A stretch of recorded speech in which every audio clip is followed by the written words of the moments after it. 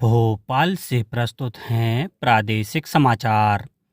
नमस्कार, समाचारों के साथ मैं जितेंद्र रघुवंशी। पहले मुख्य समाचार।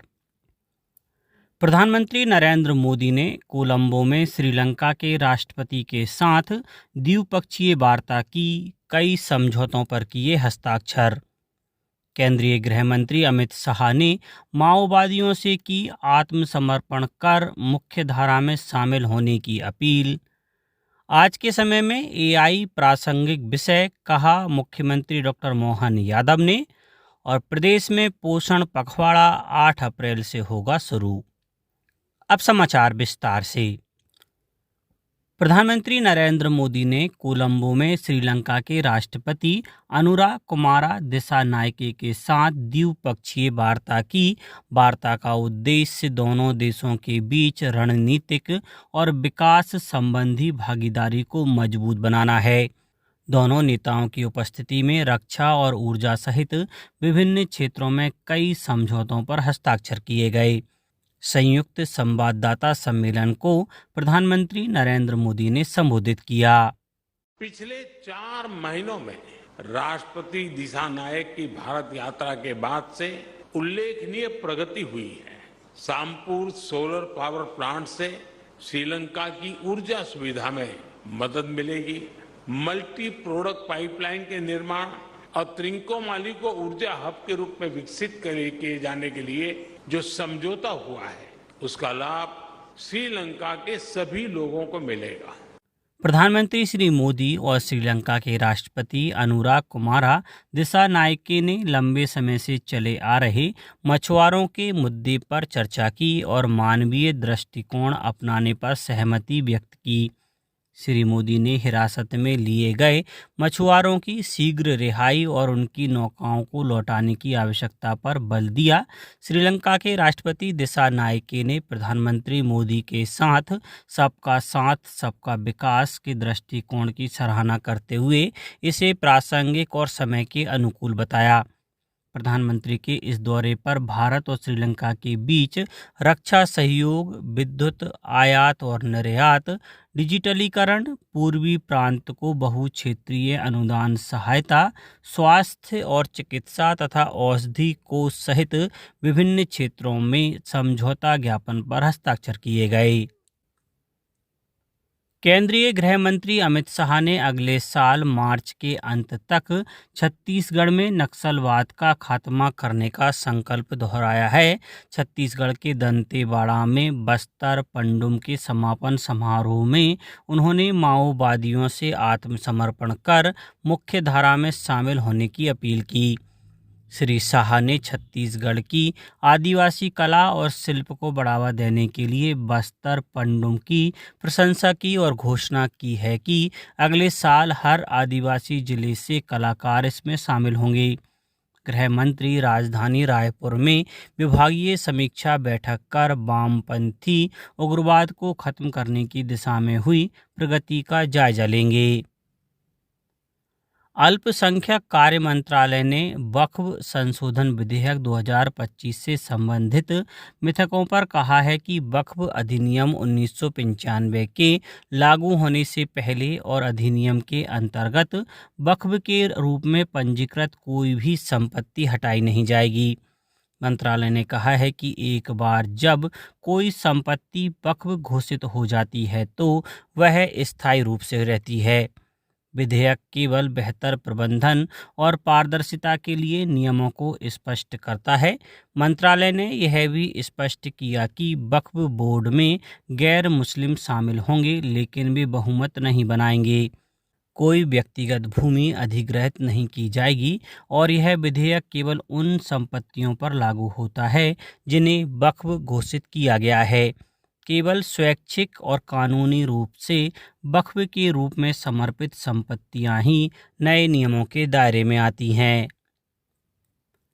मुख्यमंत्री डॉक्टर मोहन यादव ने कहा है कि आज के समय में कृत्रिम बौद्धिकता एआई अत्यंत प्रासंगिक विषय है जिस पर विस्तार से चर्चा की गई है। नई दिल्ली के इंडिया हैबिटेट सेंटर में social implications of artificial intelligence पर आयोजित संगोष्ठी में मुख्यमंत्री डॉक्टर यादव ने कहा कि हम प्रदेश में जन कल्याण और सुशासन के लिए विज्ञान आधारित प्रणालियों का उपयोग करने की दिशा में काम कर रहे हैं, साथ ही आवश्यक सावधानियां भी सुनिश्चित कर रहे हैं। ऐसे महत्वपूर्ण विषयों को सामने लाना सराहनीय है। मुख्यमंत्री डॉक्टर यादव ने अपने सोशल मीडिया प्लेटफॉर्म पर एआई कार्यक्रम की झलकियां साझा की, जिसमें से एक में वे एआई को लेकर फैले भ्रम पर बात करते दिखे। मुख्यमंत्री डॉक्टर मोहन यादव ने कहा है कि प्रदेश में चल रहे जल गंगा संवर्धन अभियान में जन सहयोग उमड़ रहा है। इसमें निरंतर जन सहभागिता बढ़ रही है। मुख्यमंत्री डॉक्टर यादव ने कहा है कि जल संरक्षण के लिए जन भागीदारी जुटने से स्पष्ट है कि प्रदेश प्रधानमंत्री नरेंद्र मोदी के जन सहयोग से जल संरक्षण की मुहिम में बढ़ चढ़कर हिस्सा लेकर अग्रिम पंक्ति में आ गया है। सतना जिले में जल गंगा संवर्धन अभियान के तहत कलेक्टर के निर्देशानुसार मध्य प्रदेश जन अभियान परिषद सतना के तत्वाधान में उचेहरा में नवांकुर कल्प वृक्ष सेवा समिति के संस्कार केंद्र में बच्चों की चित्रकला प्रतियोगिता आयोजित की गई। दुर्गा अष्टमी के अवसर पर प्रदेश के प्रमुख मंदिरों में श्रद्धालुओं का तांता लगा रहा। नर्मदापुरम में धार्मिक उत्साह का माहौल है। मां नर्मदा के सेठानी घाट समेत अन्य घाटों पर सुबह से ही श्रद्धालुओं का स्नान और दर्शन पूजन का दौर चलता रहा। वहीं सिंधी कॉलोनी स्थित मां शेरावाली दरबार में सुबह से ही विशेष पूजा अर्चना और हवन का आयोजन किया गया। जबलपुर के बरगी में 15 दिवसीय झील महोत्सव शुरू हो गया है। इस दौरान पानी, जमीन और आसमान में एडवेंचर स्पोर्ट्स होंगे। शिवपुरी में चैत्र नवरात्र के दौरान अष्टमी को लेकर विभिन्न माता मंदिरों पर भंडारे और प्रसादी का वितरण किया गया।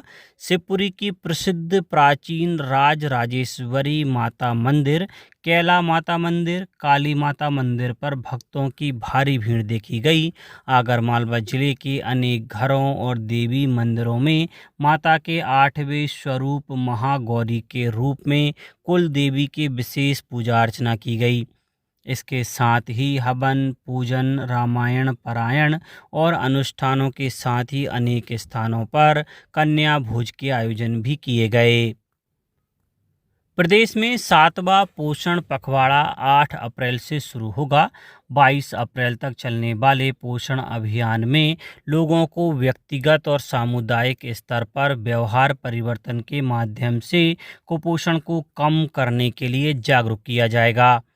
प्रत्येक वर्ष पोषण अभियान के तहत पोषण को जन आंदोलन का स्वरूप देने के उद्देश्य से पोषण पखवाड़ा मनाया जाता है।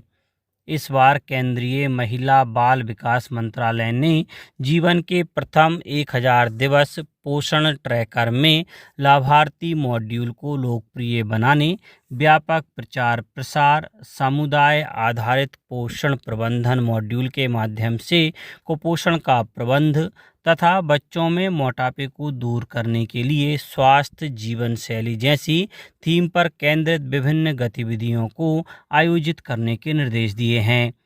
पोषण पखवाड़ा के दौरान सभी जिलों में साइकिल रैली, पोषण रैली, प्रभात फेरी, गर्भवती महिलाओं और धात्री माताओं और किशोरी बालिकाओं के साथ पोषण ट्रैकर में हितग्राही मॉडल पर समूह चर्चा, कुपोषित बच्चों की स्वास्थ्य जांच, एनीमिया जागरूकता शिविर का आयोजन किया जाएगा।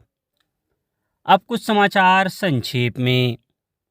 केंद्रीय कृषि मंत्री शिवराज सिंह चौहान ने देवास जिले के खातेगांव क्षेत्र का दौरा किया। यहां उन्होंने गुजरात के बनासकांठा में हुए धमाके में अपनी जान गंवाने वाले लोगों के परिजनों से मुलाकात कर उन्हें सांत्वना दी। नीमच कलेक्टर हिमांशु चंद्रा और पुलिस अधीक्षक अंकित जायसवाल ने अधिकारियों के साथ रामपुरा का भ्रमण कर 9 अप्रैल को मुख्यमंत्री डॉक्टर मोहन यादव के प्रस्तावित दौरे की तैयारियों का जायजा लिया। नर्मदापुरम जिले के फंचाखेड़ा के पास सलकनपुर रोड पर सड़क हादसे में एक युवक की मौत हो गई और 4 घायल हो गए। रायसेन जिले के मुड़िया खेड़ा गांव के पास खेतों में तैयार गेहूं की फसल में आग लग गई। आग से करीब 100 एकड़ की फसल खाक हो गई।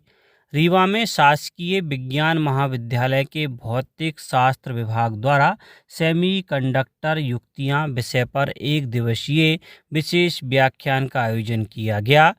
कटनी जिले के अभिभावकों और पालकों को कक्षा नर्सरी से कक्षा 12वीं तक की स्टेशनरी, पुस्तकें, यूनिफॉर्म के लिए 12 अप्रैल तक गणवेश मेला आयोजित किया जाएगा और छिंदवाड़ा के शासकीय औद्योगिक प्रशिक्षण संस्थान में 9 अप्रैल को ट्राइडेंट ग्रुप बुदनी द्वारा ITI उत्तीर्ण महिला प्रशिक्षणार्थियों के लिए प्लेसमेंट ड्राइव का आयोजन किया जाएगा।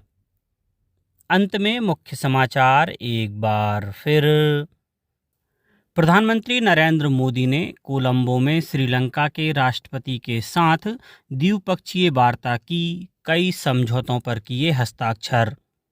केंद्रीय गृह मंत्री अमित शाह ने माओवादियों से की आत्मसमर्पण कर मुख्यधारा में शामिल होने की अपील।